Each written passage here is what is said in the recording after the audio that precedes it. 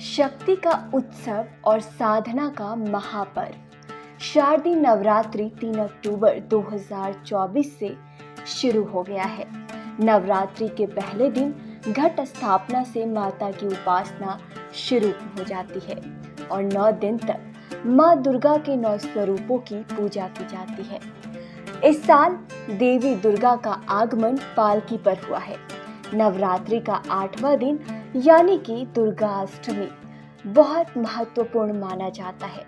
इस साल शारदीय नवरात्रि की महाअष्टमी कब है, यहाँ जान लें डेट, माँ महागौरी की पूजा, कन्या पूजन और संधि पूजा का शुभ मुहूर्त क्या है और इनका महत्व क्या है। शारदीय नवरात्रि की दुर्गा अष्टमी 11 अक्टूबर 2024 को मनाई जाएगी। इस दिन लोग अपनी कुलदेवी माँ महागौरी का पूजन करते हैं, साथ ही कन्या पूजन भी किया जाता है। अश्विन शुक्ल अष्टमी तिथि 10 अक्टूबर 2024 को है, जो 12:31 में है। अश्विन शुक्ल अष्टमी तिथि समाप्त होने का तारीख 11 अक्टूबर 2024 है, जो दोपहर 12:06 में समाप्त हो जाएगा। संधि पूजा का मुहूर्त सुबह 11:42 में दोपहर 12:30 तक है, जो कि 11 अक्टूबर 2024 तक है। माँ महागौरी पूजन सुबह 7:47 से 9:14 तक है।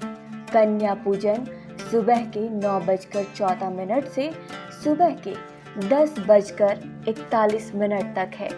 नवरात्रि में हर दिन देवी की पूजा के लिए एक दिन तय किया जाता है। इससे देवी की पूजा का विशेष फल मिलता है।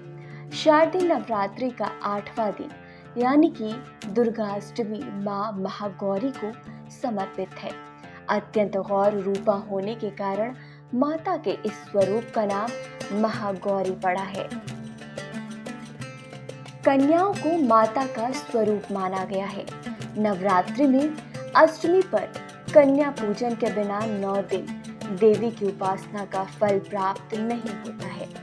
कन्या पूजन के लिए 2 से 10 साल तक की कन्याओं को घर बुलाकर उनका पूजन और भोजन कराते हैं, दान दक्षिणा देते हैं। इससे माता जल्द प्रसन्न होती है। शारदीय नवरात्र का वर्णन मार्कंडेय पुराण में दुर्गा सप्तशती के द्वारा प्रकट किया गया है। उसमें वर्णित है कि शुंभ, निशुंभ और महिषासुर आदि तामसिक स्वभाव वाले असुरों के जन्म होने से देवगण दुखी हो गए। सभी देवगणों ने मिलकर महामाया भगवती की स्तुति की। तब जाकर देवी प्रसन्न होकर देवगणों को वरदान दिया था कि डरो मत, मैं अचिर काल में प्रकट होकर अतुल पराक्रमी असुरों का संहार करूंगी।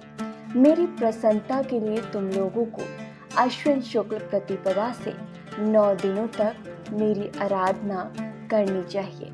इसी आधार पर देवी नवरात्र का महोत्सव अनादिकाल से आज तक चला आ रहा है। नवरात्रियों तक व्रत पूजन करने से इस व्रत का नाम नवरात्र पड़ा।